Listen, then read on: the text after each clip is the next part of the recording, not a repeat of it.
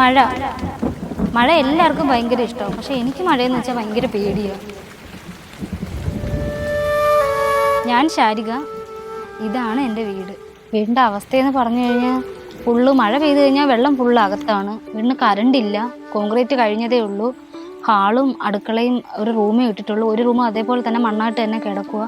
അടുക്കളയിൽ പാചകം ചെയ്യാനൊക്കെ ഭയങ്കര ബുദ്ധിമുട്ടാണ് മഴ പെയ്തു കഴിഞ്ഞ്. ഇതായിരുന്നു ഞാൻ ചെറുപ്പം മുതൽ താമസിച്ചുകൊണ്ടിരുന്ന വീട്. എൻ്റെ അച്ഛനമ്മയും വളരെ കഷ്ടപ്പെട്ട് വെച്ച വീടായത്.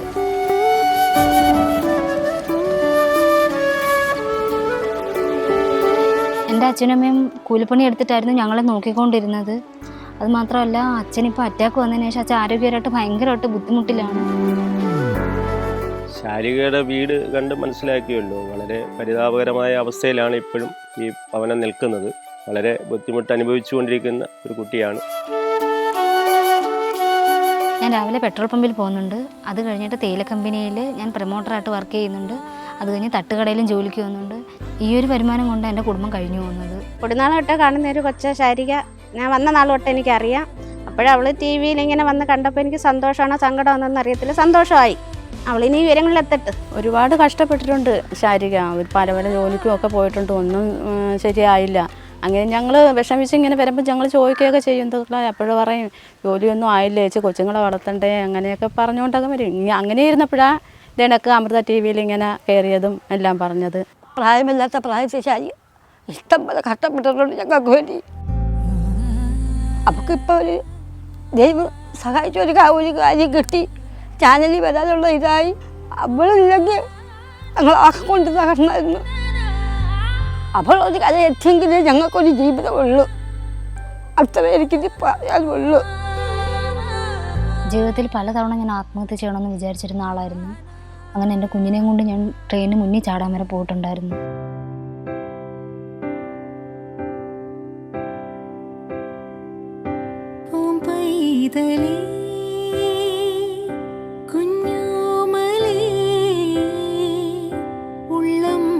ഇത് അമ്മയുടെ സ്വത്ത്.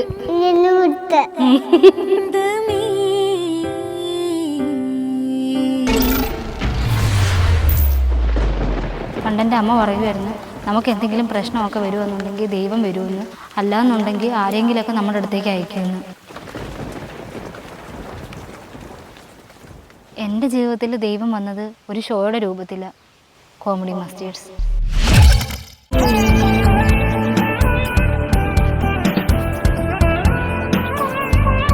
എപ്പിസോഡ് ഇറങ്ങിയതിന് ശേഷം പുറത്തൊക്കെ ഇറങ്ങിക്കഴിഞ്ഞപ്പോൾ ആളുകൾ തിരിച്ചറിഞ്ഞു തുടങ്ങിയിട്ടുണ്ട്. പിന്നെ എല്ലാവർക്കും ഇപ്പോൾ എൻ്റെ അടുത്ത് ഭയങ്കര സ്നേഹമാണ്. പിന്നെ എനിക്കും കുഞ്ഞിനും ഒരുപാട് ഗിഫ്റ്റുകൾ കിട്ടി.